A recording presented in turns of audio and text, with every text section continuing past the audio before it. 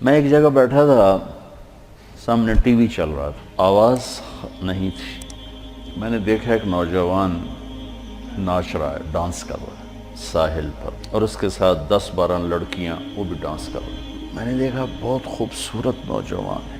مجھے خیال آیا یہ جو اتنی بڑی گمراہی میں ہے اس کو ہدایت کیسے ملی، اور کون اسے جا کر اللہ کا پیغام سنائے گا۔ یہ وہیں بیٹھے بیٹھے ایک اس کی خوبصورتی اور جوانی پہ رحم آیا، ایک اس کے پلٹا کھانے کو میں نے بہت مشکل سمجھا۔ خیال آ کے گزر گیا، میں وہاں سے اٹھ گیا۔ کچھ دن اس کا نقش میرے دل دماغ پر رہا، پھر محو ہو گیا، مٹ گیا۔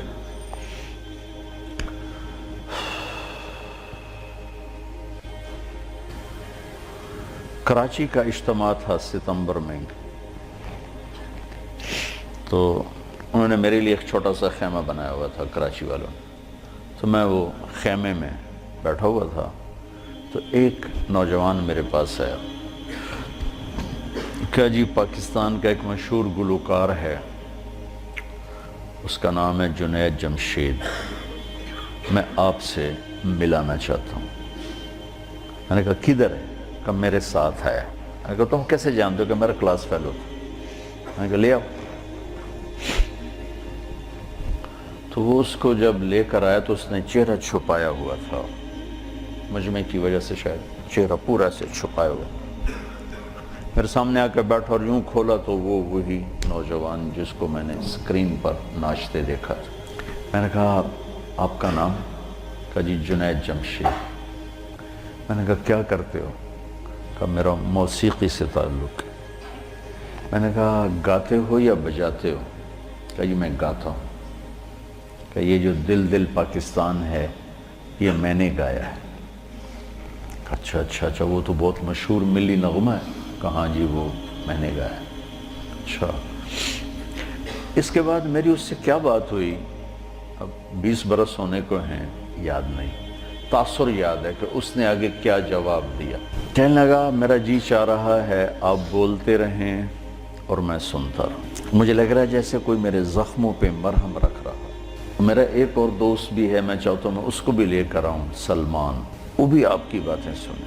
پھر تھوڑی دیر بعد اس نے کہا میں ایک سوال کرتا ہوں۔ ایک پاکستانی نوجوان جس گلیمر کو، گلیمر کہتے ہیں رعنائی، عیاشی، دنیا کی موج میلہ، جس موج میلے کو ایک پاکستانی نوجوان خواب میں دیکھتا ہے، وہ مجھے حقیقت میں حاصل ہے، میرے پاس ہے۔ لیکن اس کے باوجود میرے یہاں اندھیرا ہے۔ کیا یہ میرے یہاں اندھیرا ہے، یہ دل خالی ہے۔ مجھے یوں لگتا ہے میں وہ کشتی ہوں جس کا کوئی ساحل نہیں، جس کا کوئی گھاٹ نہیں، بے منزل مسافر ہوں۔ اچھا، بے منزل مسافر ہوں، یہ ایسا کیوں ہے؟ میری تو ہر خواہش پوری۔ میں نے کہا اللہ تعالیٰ نے انسان کو 2 چیزوں سے بنایا ہے، ایک جسم ہے، ایک روح ہے۔ ان دونوں کی ضروریات الگ الگ ہیں۔ جس کی ضرورت پوری نہیں ہوگی وہ فریاد کرے۔ جسم کو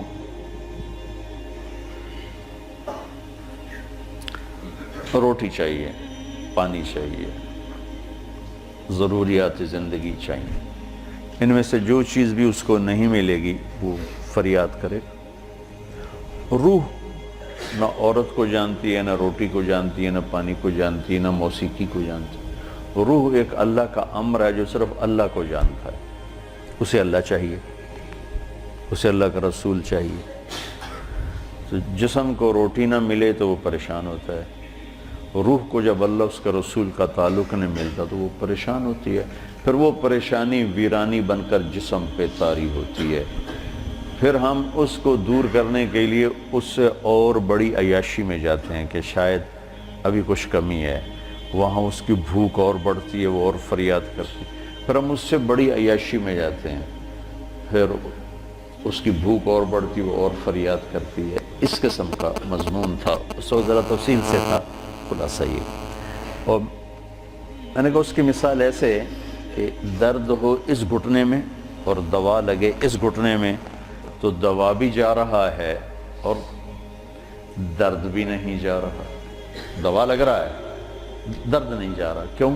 جہاں درد ہے وہاں دوا نہیں، جہاں دوا لگ رہا ہے وہاں درد کوئی نہیں، تو آرام کیسے آئے گا؟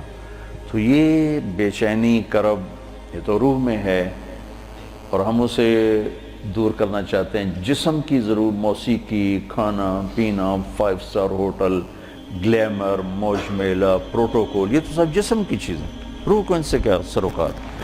لیکن جس دن اسے غذا ملے گی، ایک دم منزل بھی ملے گی، راستہ بھی نظر آئے گا، ساحل بھی نظر آئے گا، گھاٹ بھی نظر آئے گا، اور منزل مقصود کا بھی پتہ چل جائے گا۔ تو یہ ہماری پہلی ملاقات تھی، اور میں نے غالباً کہا کہ آپ کچھ تبلیغ میں جانا شروع کریں، 3 دن لگانا شروع کریں۔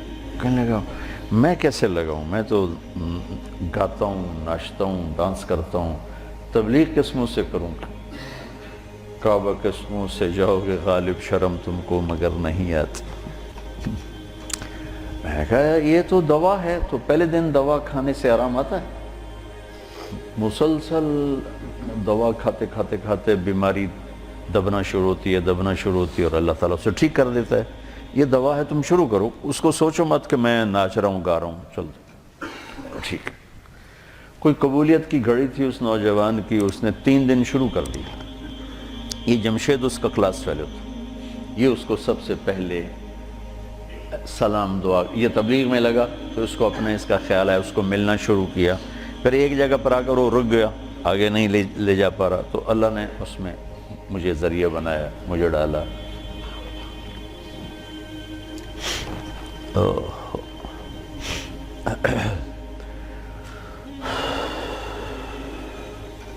نومبر 1997 میں 4 مہینے کے لیے میری تشکیل ہوگی امریکہ، مستورات کی جماعت، میں اور اہلیہ اور لاہور کی جماعت تھی۔ میں لاس اینجلس میں تھا، تو میں نے اسے فون کیا، تو اس زمانے میں یہ CLI پر نمبر نہیں آتا تھا، تو اور یہ اتنے موبائل فون یہاں اتنے تھے بھی نہیں، دوسرے فون تھے، تو میں نے اس کا فون نمبر لے لیا تھا، تو میں نے اسے لاس اینجلس سے فون کیا۔ کہنے لگا آپ کہاں سے بول رہے ہیں؟ میں نے کہا میں امریکہ میں ہوں، لاس اینجلس میں۔ کہنے لگا نہیں، میں نے کہا وہیں سے ہوں۔ کہا قسم اٹھائیں، قسم اٹھائیں۔ میں نے کہا چھوٹی سی بات پہ کیسے قسم اٹھاؤں؟ کہا نہیں یہ بہت بڑی بات ہے۔ میں نے کہا کیوں؟ اب میں ساری دنیا پھرتا ہوں، کبھی اپنی بیوی کو فون نہیں کیا، اب مجھے فون کیسے کر رہے ہیں؟ میں نے کہا یار تم سے محبت ہو گئی تھی اس لیے فون کر رہا ہوں۔ بس اس ایک فون نے نا اس کے دل میں میری محبت ڈالی۔ میں جب یہ حج پہ جاتا ہوں، میرا 60-70 ہزار روپیہ صرف فون کا بل ہوتا ہے، 3000 تقریباً ریال میرا ہر سفر میں 15-20 دن میں میرا فون کا ہوتا ہے کہ میں ایسے فون کرتا رہتا ہوں۔ وہاں کا فون وہ ہزاروں بیانوں سے بڑھ کر ہوتا ہے۔ بیان تو ایک چھوٹی سی چیز ہے۔ مولانا صاحب رحمۃ اللہ علیہ فرمایا کرتے تھے کہ تبلیغ میں بیان کا اتنا ہی حصہ ہے جتنا جسم میں زبان کا۔ 6 فٹ کے جسم میں 5 فٹ 10 انچ 8 انچ کے جسم میں 2 انچ کی زبان ہے، اتنا ہی تبلیغ میں زبان کا حصہ ہے، بول کا، بیان کا۔ باقی لوگوں کو دل لینے کے لیے پتہ نہیں کیا کیا جتن ہے، تو اس پر اتنا اثر ہوا اس بات کا کہ انہوں نے مجھے امریکہ سے فون کیا۔ تو پھر میں اسے پورے سفر میں فون ملاتا رہا، اب یہاں ہوں، اب یہاں ہوں، اب کیا حال ہے، اب کیا حال ہے۔ تو اللہ نے اس کے دل میں میری محبت ڈال دی۔ پھر وہ چلے کے لیے نکلا، پہلے اس نے چلے لگایا، 3 چلے نے چلے لگایا۔ ریمنڈ آیا، ملا، میں نے بڑا پروٹوکول دیا، بہت پیار محبت، ہنسا کھیڈا۔ تو کرتے کرتے کرتے کرتے اس نے 3 چلے لگا لی، 3 چلے کے لیے نکل پڑا۔ یہ غالباً 2001 یا 2، اس کا مجھے پورا یاد نہیں ہے، تو اس وقت یہ 3 چلے کے لیے نکلا۔ تو اس نے مجھے بالا کوٹ سے فون کیا کہ مولانا میں اس وقت بالا کوٹ کی ایک پرانی مسجد ہے، اس میں ہماری جماعت ہے، باہر فرش ٹوٹا ہوا ہے، اس پر ایک پھٹی ہوئی چٹائی ہے، اس پر میں لیٹا ہوا آپ کو فون کر رہا ہوں، اور جس سکون چین کو میں 5 اسٹار ہوٹلوں میں ڈھونڈتا تھا وہ مجھے یہاں اس ٹوٹی ہوئی مسجد اور پھٹی ہوئی چٹائی پہ مل چکا ہے۔ مجھے یوں لگ رہا ہے میں ہوا میں اڑ جاؤں گا، بعین ہی اس کے یہ الفاظ تھے۔ تو میں نے کیا جواب دیا یاد نہیں، لیکن غالباً میں نے یہی کہا کہ اب روح تک اس کی غذا پہنچ گئی تو موج ہو گئی۔ یہ اس نوجوان کا ابتدائی سفر تھا۔